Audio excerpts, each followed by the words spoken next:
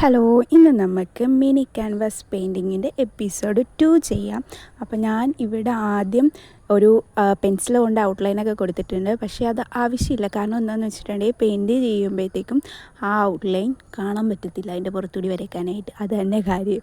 അപ്പോൾ ഇത് ഞാൻ എന്തെന്നാണ് വരയ്ക്കണതെന്ന് വരച്ചേക്കുന്നത് കാണുമ്പോൾ തന്നെ എല്ലാവർക്കും മനസ്സിലാവും.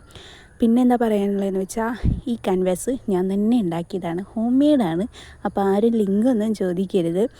കുറേ പേര് എനിക്ക് ഇൻസ്റ്റയിലൊക്കെ മെസ്സേജ് അയച്ചായിരുന്നു, എവിടെ നിന്നാണ് വാങ്ങിച്ചത്, ലിങ്ക് തരുമോ എന്നൊക്കെ ചോദിച്ചായിരുന്നു. ഞാനിത് ക്യാൻവാസിൻ്റെ ഷീറ്റ് റോളായിട്ടുള്ളത് വാങ്ങിച്ചിട്ട് ചെയ്തേക്കുന്നതാണ്. അപ്പോൾ ഇത് ഉണ്ടാക്കുന്ന വീഡിയോസൊക്കെ വേണമെങ്കിൽ എന്നോട് കമൻറ്റ് ബോക്സ് ചോദിച്ചിട്ടുണ്ടെങ്കിൽ നമുക്കൊരു വീഡിയോ ആയിട്ട് ചെയ്യാവുന്നതാണ്.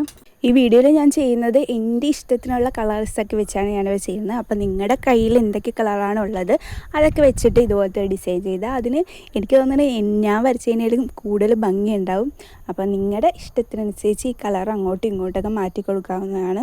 പിന്നെ ഉള്ളത് നമ്മുടെ സെൻറ്റാങ്കിളായിട്ടൊന്നും പറഞ്ഞിട്ടില്ല, ഒരു വീഡിയോ എഡിറ്റിങ്ങിൽ അങ്ങനെ ഇരിക്കുവാണ്. എനിക്ക് ഡബ് ചെയ്യാനുള്ള മടിയൊക്കെ കൊണ്ട് അങ്ങനെ പെയിൻറ്റിങ്ങിൽ വെച്ചേക്കുവാണ്.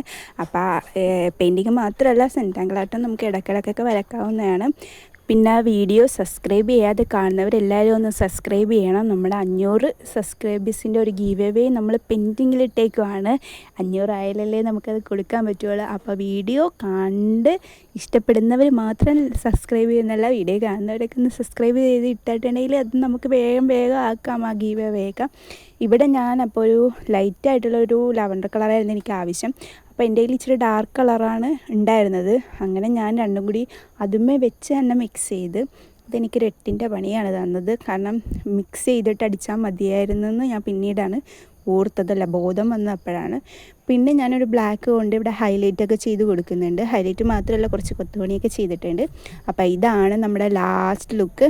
ഈ മേഘക്കൂട്ടങ്ങൾ എങ്ങനെയുണ്ടെന്ന് എന്തായാലും കമൻറ്റ് ചെയ്യണം. ഇഷ്ടപ്പെട്ടെങ്കിൽ ഒന്ന് ലൈക്ക് ചെയ്യണം, സബ്സ്ക്രൈബ് ചെയ്യണം. ഓക്കെ, ബൈ, അടുത്ത വീഡിയോയിൽ കാണാം.